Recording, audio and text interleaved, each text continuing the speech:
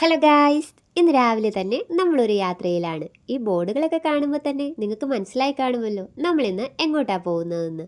അതെ, നമ്മളിന്ന് പോകുന്നത് കാട്ടിലമ്മയുടെ നടക്കലാണ്, അഥവാ മണികെട്ടിയമ്പലം കാട്ടിൽ മെക്കീതിൽ ശ്രീദേവി ക്ഷേത്രം എന്നൊക്കെ അറിയപ്പെടുന്ന അമ്മയുടെ സന്നിധിയിൽ. നമ്മളിപ്പോൾ പോകുന്നത് വള്ളത്തിലാണ്. ഇവിടെ ജങ്കാർ സൗകര്യമുണ്ടെങ്കിലും ഞങ്ങൾ പോയത് വള്ളത്തിലാണ്. കാരണം അതിൽ ഭയങ്കര തിരക്കായിരുന്നു, കുഞ്ഞുങ്ങളെയും കൊണ്ട് വന്നത് കൊണ്ടുമാണ്. അങ്ങനെ നമ്മൾ ദേവിയുടെ സന്നിധിയിൽ എത്തിച്ചേർന്നിരിക്കുകയാണ്. ഈ അമ്പലത്തിന് ധാരാളം പ്രത്യേകതകളുണ്ട്. അതിലൊരു പ്രത്യേകതയാണ് ഇത് കായലിൻ്റെയും കടലിൻ്റെയും ഒരു നടുവിലായിട്ടാണ് സ്ഥിതി ചെയ്യുന്നത്. അതുപോലെ തന്നെ ഇവിടുത്തെ പ്രധാന വഴിപാടാണ് മണികെട്ടി വഴിപാട്.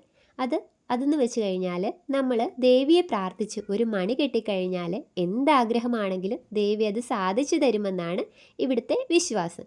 അതുകൊണ്ട് തന്നെ ഞങ്ങൾ ആദ്യം പോയി വഴിപാട് കൗണ്ടറിൽ ചെന്ന് ഒരു രസീത് അതിന് കുറിപ്പിച്ചു. ശേഷം അമ്പലനടയിൽ പ്രാർത്ഥിച്ച് ആ മണി പൂജിച്ചതിന് ശേഷം നമ്മുടെ ആഗ്രഹം പറഞ്ഞ് പേരാലിന് ചുറ്റും 7 വലം വെച്ചതിന് ശേഷം അത് കെട്ടുകയാണിപ്പോൾ.